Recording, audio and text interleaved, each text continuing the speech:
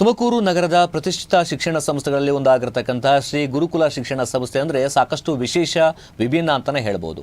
ಇಂತಹ ಒಂದು ವಿಶೇಷವಾಗಿರತಕ್ಕಂಥ ಶಿಕ್ಷಣ ಸಂಸ್ಥೆಯಲ್ಲಿ 25ನೇ ವರ್ಷದ ಒಂದು ಅಕ್ಷರಾಭ್ಯಾಸ ಕಾರ್ಯಕ್ರಮವನ್ನು ಆಯೋಜನೆ ಮಾಡಲಾಗಿರತಕ್ಕಂತಹದ್ದು. ಈ ಬಗ್ಗೆ ಒಂದು ವಿಶೇಷ ವರದಿ ಇಲ್ಲಿದೆ ನೋಡಿ.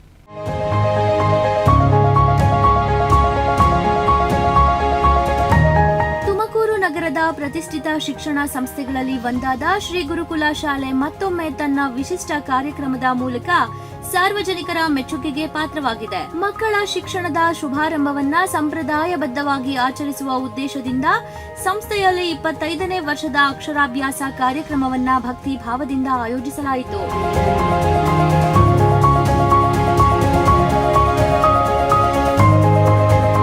ಗುರುಕುಲ ಸಂಸ್ಥೆ ಯಶಸ್ವಿಯಾಗಿ 25 ವರ್ಷಗಳನ್ನ ಪೂರೈಸಿರುವ ಹಿನ್ನೆಲೆಯಲ್ಲಿ ಈ ಬಾರಿಯ ಅಕ್ಷರಾಭ್ಯಾಸ ಕಾರ್ಯಕ್ರಮಕ್ಕೆ ವಿಶೇಷ ಮಹತ್ವ ದೊರಕಿತು.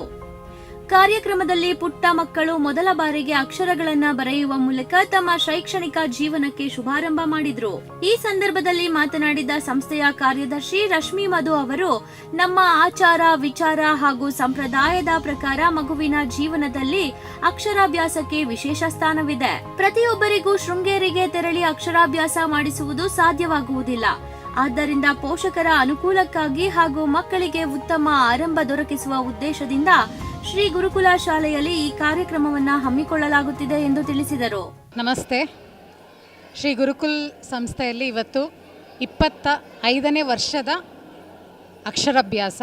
ಈ ಸಂಸ್ಥೆ 25 ವರ್ಷಗಳ ಒಂದು ಜರ್ನಿನ ನಾವು ಕಂಪ್ಲೀಟ್ ಮಾಡ್ತಾ ಇದ್ದೀವಿ. ಈ ಒಂದು ವರ್ಷದಲ್ಲಿ ಇದು 25ನೇ ವರ್ಷ. ನಾವು ಮೊದಲನೇ ವರ್ಷದಿಂದನೂ ಈ ಒಂದು ಅಕ್ಷರಾಭ್ಯಾಸ ಅನ್ನುವ ಒಂದು ಪೂಜೆನ ನಾವು ತುಮಕೂರು ಅಲ್ಲಿ ನಾವು ಮಾಡ್ತಾ ಬಂದಿದ್ದೀವಿ ನಮ್ಮ ಸಂಸ್ಥೆಯಲ್ಲಿ.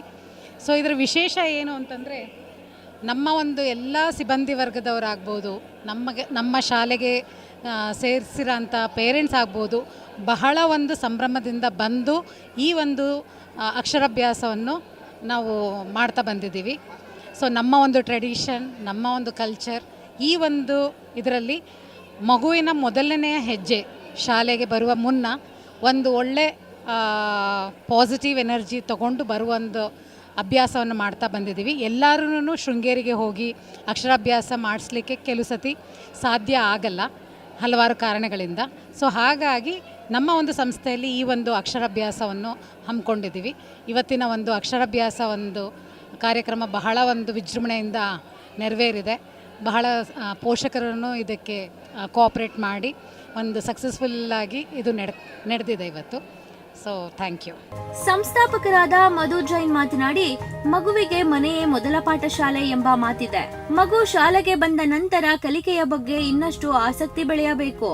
ಆ ದೃಷ್ಟಿಯಿಂದಲೇ ಕಳೆದ 25 ವರ್ಷಗಳಿಂದ ಅಕ್ಷರಾಭ್ಯಾಸ ಕಾರ್ಯಕ್ರಮವನ್ನ ನಿರಂತರವಾಗಿ ನಡೆಸಿಕೊಂಡು ಬರುತ್ತಿದ್ದೇವೆ ಎಂದು ಹೇಳಿದರು.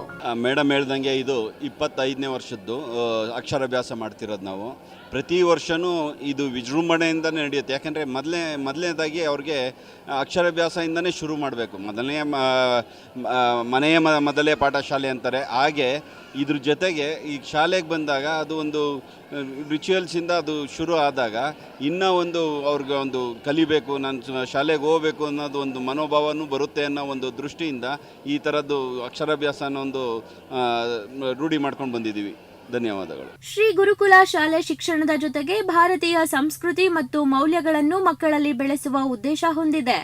ಶಾಲೆಯಲ್ಲಿ ಶಾರದಾ ಪೂಜೆ, ಅಕ್ಷರಾಭ್ಯಾಸ, ಗಣೇಶ ಪೂಜೆ ಸೇರಿದಂತೆ ವಿವಿಧ ಧಾರ್ಮಿಕ ಹಾಗೂ ಸಾಂಸ್ಕೃತಿಕ ಕಾರ್ಯಕ್ರಮಗಳನ್ನು ಆಯೋಜಿಸುವ ಮೂಲಕ ವಿದ್ಯಾರ್ಥಿಗಳಲ್ಲಿ ಕಲಿಕೆಯ ಆಸಕ್ತಿ ಮತ್ತು ಸಂಸ್ಕಾರದ ಅರಿವು ಮೂಡಿಸಲಾಗುತ್ತಿದೆ.